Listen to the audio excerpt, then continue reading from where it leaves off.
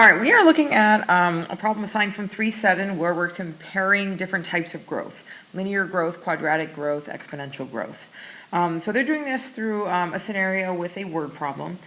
We have 3 different charities here. They're all holding telethons, which means they are on the telephone raising money.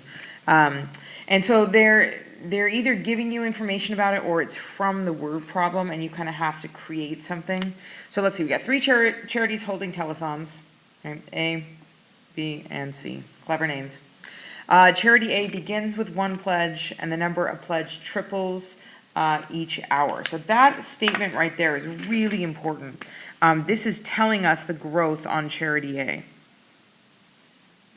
The fact that it triples every hour means that we're multiplying however many pledges we have by 3, and that's the indicator for the growth. This right here, triples. Okay, that is times 3. We have a multiplier there. They also tell us it begins with 1 pledge. So that's a big deal.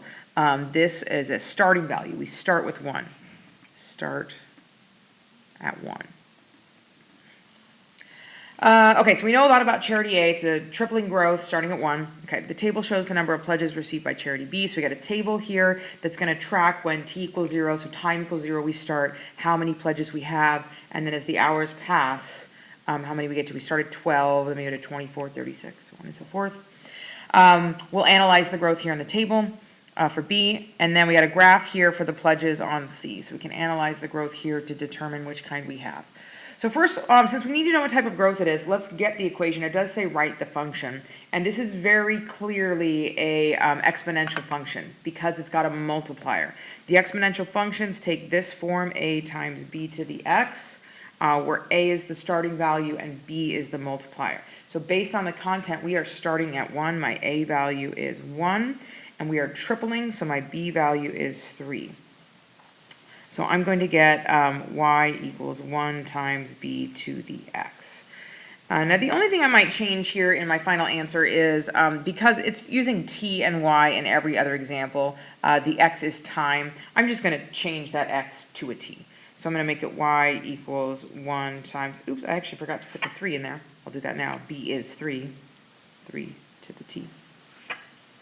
And then I also, because it's a multiplier of 1, you probably wouldn't see it. So really 1, or y equals 3 to the t. That's really how you kind of write the final answer. So we have it in equation form, we have it in table form, we have it in graph form. So the first thing they want us to do is what type of function represents the numbers. So we've already talked a lot about this, that this has to be exponential, and that's because it's got a multiplier, it's got a starting value, and it grows with consistent multiplication. It is an exponential function. Now in the table, the way that we test the growth is that we're going to be looking at the values from year to year in this case and see if we're adding the same number every time or multiplying the same number.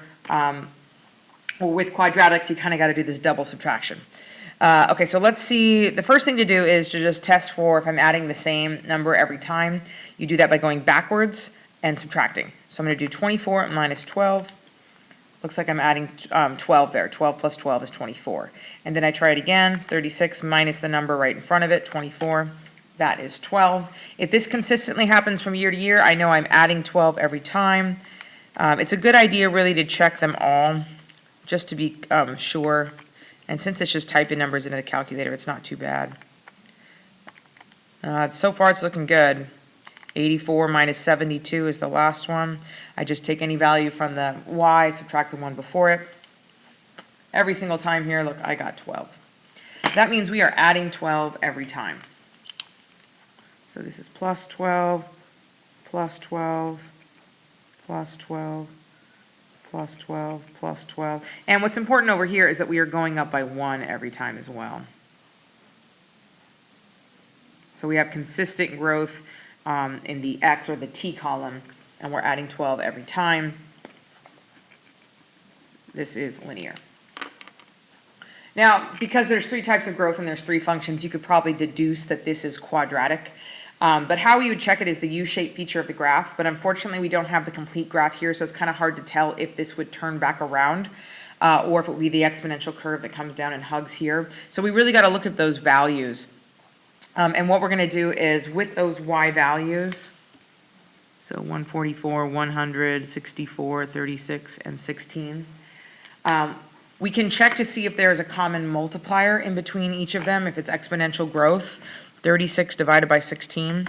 And again, just like the last one, if we're testing for multiplication forward, we go division backwards. 36 divided by 16 is 2.25. If 64 divided by 36 is the same thing, well, it's not. But if it was, then we would say, okay, well, there's consistent multiplication, it's exponential. But already there's different multipliers, so it's not exponential.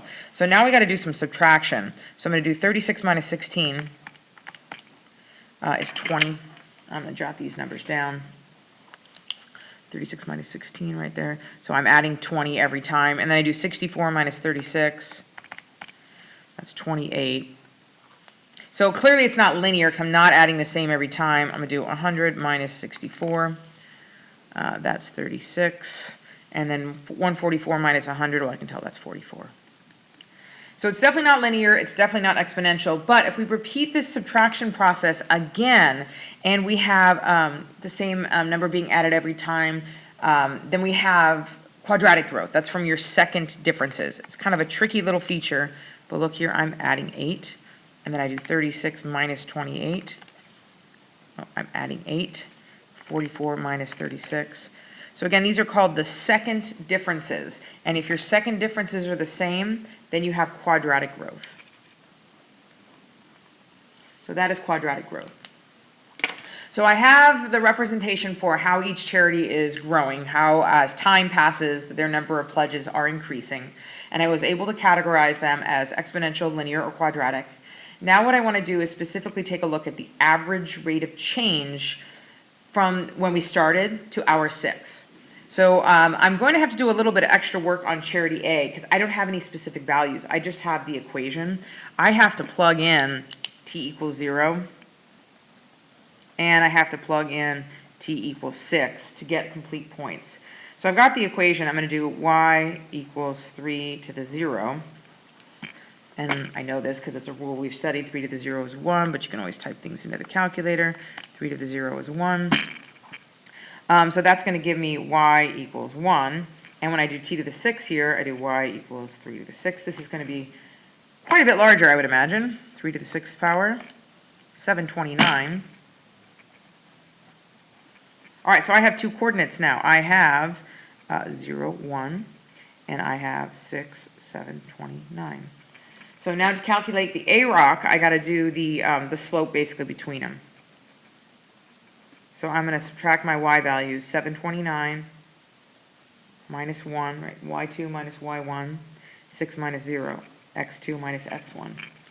And since I don't have a lot of space here, I'm just going to type this into the calculator. One thing that's really important is that if I type it in as I see it, I do need to put parentheses around both subtraction problems. 6 minus 0. Because if I don't do that, then the calculator will actually only think I'm dividing those two terms. All right, I get about 121.3, so I'm just going to say roughly 121. This is about 121, and then that is pledges an hour. All right, I got to explain what that means. We're tracking, as time passes, how many pledges we're getting, a commitment to the charity. They're giving money to the charity. All right, so let me do the AROC here for B. Now, this one's a little bit easier because I got the table. I don't really have to do a lot of work. I've got at t equals 0, they had 12 pledges, and 6 hours later, t equals 6, I have 84. So I can jump right into calculating the AROC, the average rate of change. Y2 minus 1, 1, so 84 minus 12. X2 minus X1, so 6 minus 0. And let's say I can do these individually. 84 minus 12, 72. Over 6. 72 divided by 6 is 12. So here I'm getting about 12 pledges an hour. So right away this is growing faster, but it's exponential. Long-term exponential always grows the fastest. All right, let's do our quadratic growth here for charity C. We need to go to the graph and get at t equals 0. Well, that's the point 0, 0 right there. At t equals 6, that's 6, 144. So I've got 0, 0, and I've got 6, 144. So I'm going to do my AROC, which is y2 minus y1 over x2 minus x1. So 144 divided by 6, 24. 24 pledges an hour. All right, so now I have the growth, the average rate of change. So just from when we began to 6 hours later, on average, how many pledges they're getting an hour. For charity A, 121 an hour. For charity B, about 12 pledges an hour. And then for charity C, about 24. So they asked which charity has the greatest average rate of change. Well, that's definitely going to be charity A. Long term, which charities will have the most number of pledges? And it is absolutely charity A. Exponential growth, by far the fastest long term. It's not even close. The other two cannot keep up. Fastest growth long term. Okay, I hope that's helpful. And message me anytime with questions. Happy to help you out.